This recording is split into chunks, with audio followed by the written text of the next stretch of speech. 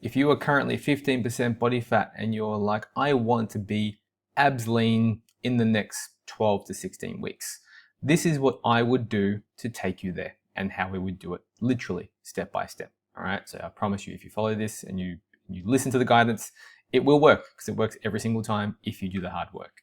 Now, this is actually an example of someone who got in contact with me. So I thought this would be a great idea. And these are actually their personal stats. But I'm going to talk about how to actually do it. So first, as always, we need to work out your calories. Now, obviously, I have my own calorie calculator for this, but we're going to put in some stats, and this is going to be based on the person who I spoke to recently. So person is age 18, you could be 34, it doesn't matter, right? We're just putting in an age. We are male, 176 centimeters tall, currently 78 kilos. Now, we've put this person down as a moderate 4 to 5 times per week activity. The person in question is actually doing a lot more than this, but we're going to probably accommodate for the average person, meaning someone who probably works a 9 to 5 job, has other stuff going on in their life, and they don't want to live in the gym completely. So exercise on average about 4 to 5 times per week, but this is also going to include your 10K steps per day. All right. Now, I heavily focus on waist measurements within my programs, meaning the only thing I really care about is your waist drops. If your waist goes down, I'm a happy man, and there's very specific targets that we want to achieve based on how tall you are, which is going to get you down to a healthy body fat percentage and or abs lean, which I'll talk about in a moment. We've predicted that the goal weight is going to be about 74 kilos-ish based on where they currently are at 15% body fat, and we're putting them on the recommended protein. So ideally no less than this protein number. And these are our starting points. So BMR calories is going to be 1,795 calories. So this is just for you to lay in bed, keep the lights on, functioning, thinking about every mistake you've made in your life. You know what I'm talking about.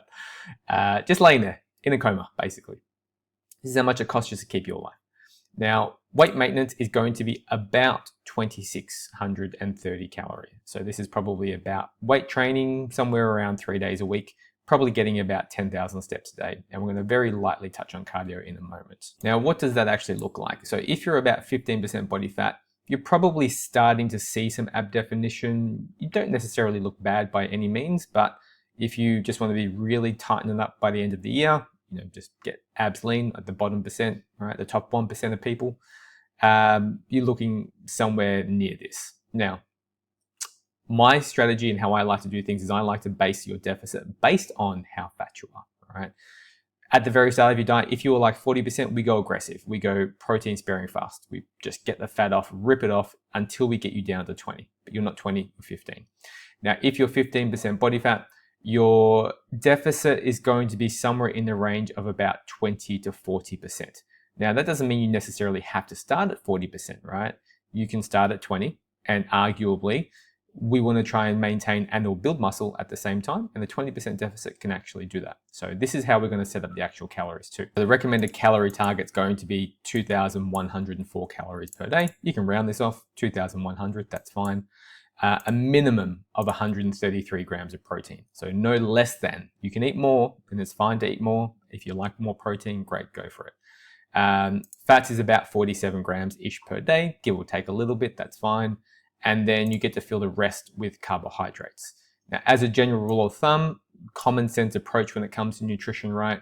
We want to aim for mostly whole foods most of the time. I don't do meal plans for clients. I find it doesn't necessarily benefit most people. It can help, but most people know how to eat healthy. I would rather you learn how to eat the food you already eat, make better choices, aim for 2 pieces of fruit per day, aim for about 300 grams of veg per day on the minimum side. Then you sort of just eat whenever you like. It doesn't matter meal frequency. If you find you like morning breakfast, if you don't like breakfast, perfectly fine. It makes no difference. The most important thing is always, always, always going to be your total calories by the end of the day, the total protein by the end of the day, and the accuracy of those calories, which means you need to weigh, track, and measure your food on a kitchen scale. And you need to stick to it diligently, because if you don't track the data accurately, we can't make accurate changes. Now, 10K steps per day. I don't care how you get it done, just get your 10K steps in. Most people shouldn't be below 8,000. 10K is a nice round number, and we're going to talk about why in a moment. Cardio is optional. You don't have to start with this. Some people like to include cardio. Some people like the health benefits of cardio in terms of like specifically just getting the heart rate up. If you're brand new to this and you're just sitting around the 15% per day and you just want to start including a bit of cardio in your program, I would usually just start you off, or recommend, if you wanted to do cardio, just add this on to the end of your sessions, of your weight training sessions, because you're already at the gym, you're already there, the heart rate's already up, and then you just jump on something that's low impact. So don't do any running. My preferred option is something like the Stairmaster if you're going to do cardio, incline treadmill walk, bike, cross trainer. You could even do the rower if you want. I find with the stair stepper, it's very low impact. You can sort of mindlessly do whatever you want to do, scroll on your phone, watch some Instagram, whatever. And the goal is to keep your heart rate between 120 to 140 beats per minute. Coming off the back of a weight training session, that should be fairly easy. You actually don't need to work that hard to keep your heart rate between there. If you're doing cardio on your off days, I probably wouldn't even bother with the 10 minutes. I'd just say, because you're in the gym already, just tack on 10 minutes to the end of your session. And I'll talk about the levers we can pull in a moment. Now, that is your nutrition, right? It doesn't need to be any more complicated or any more simple than that. There is a minimum calorie number. Don't pay too much attention to this. I would just recommend starting off with a 2100. Do that for at least 1 to 2 weeks. See how your body responds first, right? If you're dropping weight, great. You get to eat 2100 calories and you're dropping weight and all measurements. Now, with your training program, I am going to recommend for majority of people just being busy, this is exactly a program I would write for someone. If you're doing a 3-day per week training program in the gym, you're doing full body 3 times per week, right? So this is like a typical Monday, Wednesday, Friday type of program, or Saturday. It's an A-B rotation, which basically means you do program A, program B, program A. Then the following week, you do program B, program A, program B, all right? Now, you can swap like for like. So for example, if you don't like leg press, you can swap it for a hack squat. If you don't like hack squat or have a hack squat, you can do a barbell squat. If you don't like barbell squats, they wreck my back. So you could do a lunge, right? Any squat pattern is fine.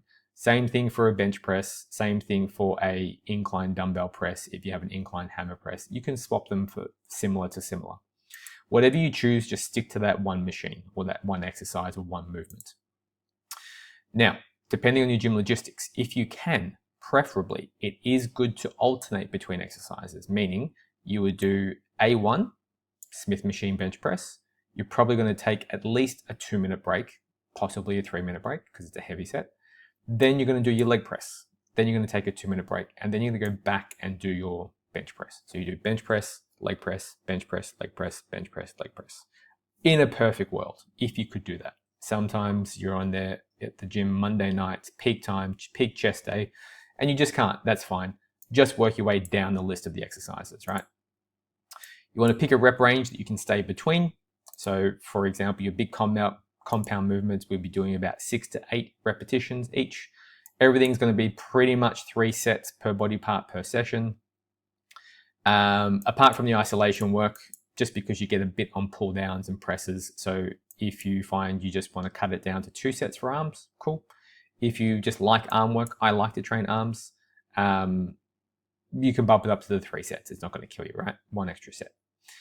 Now, the main idea of any weight training program is you want to progress in weights over time. Progressive overload, I know it's been said, it's been done, dead to the world, right?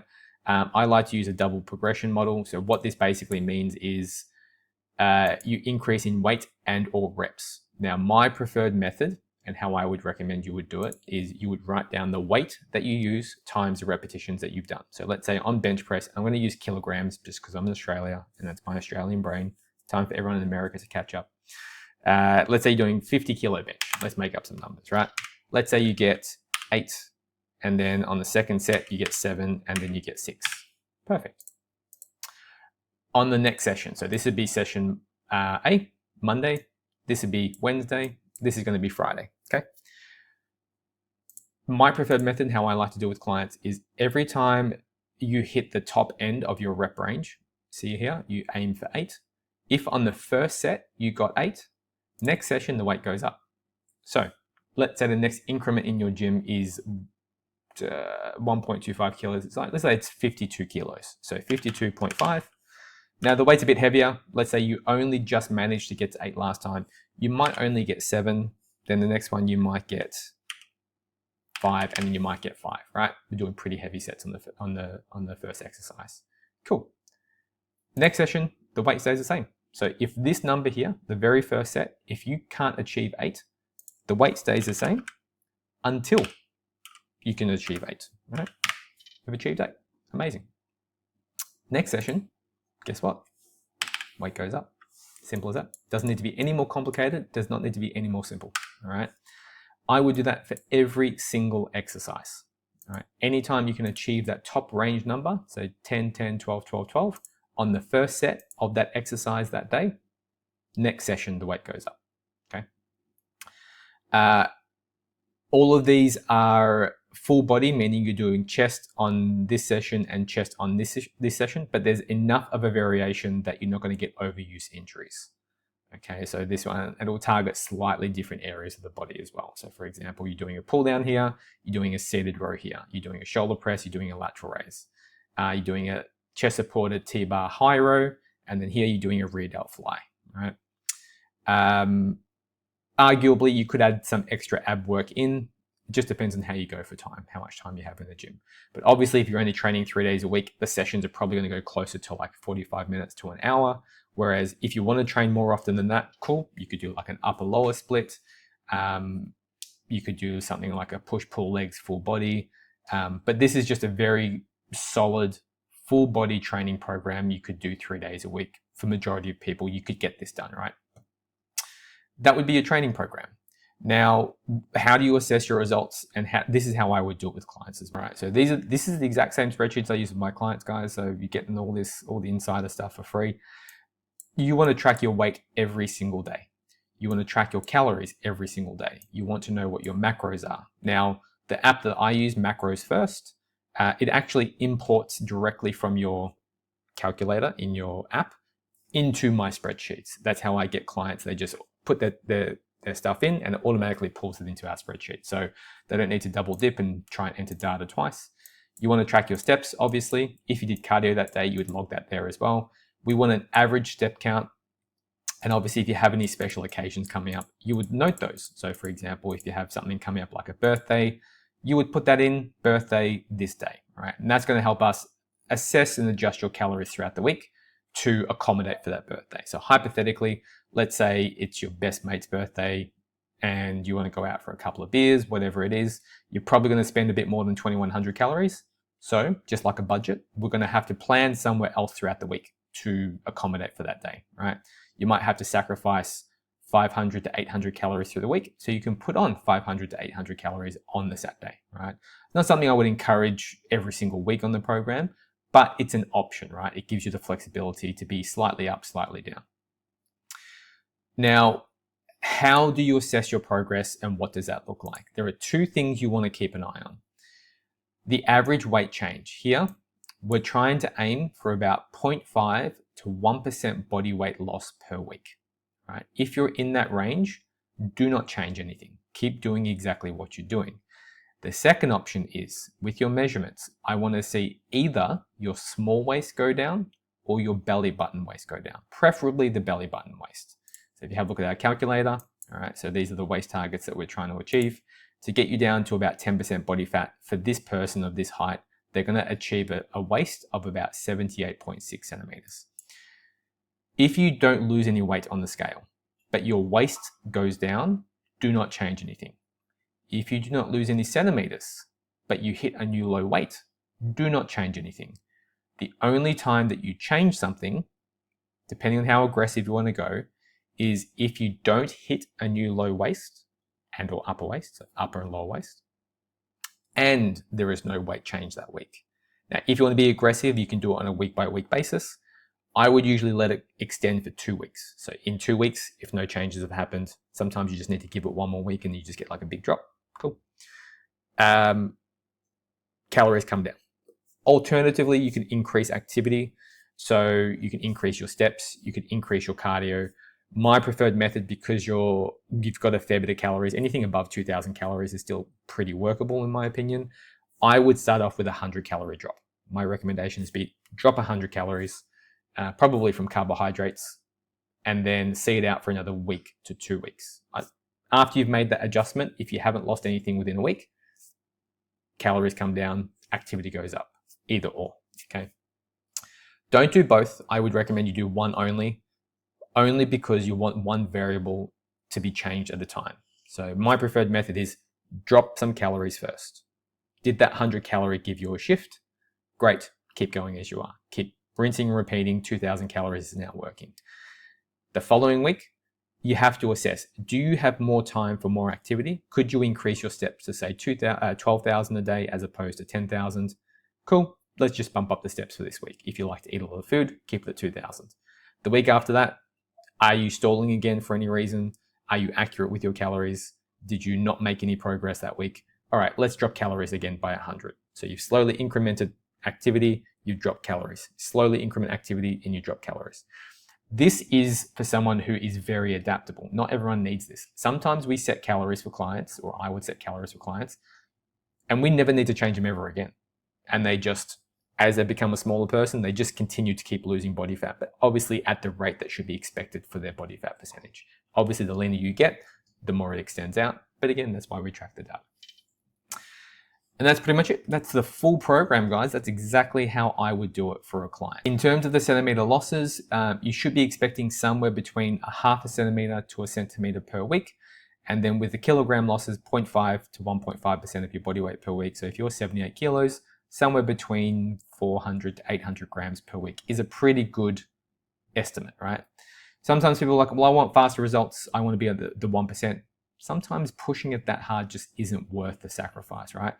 If you're making progress and it's good progress and it's consistent progress, I'll take consistent every single day of the week because it's more sustainable, it's doable, and you're enjoying the process more, right?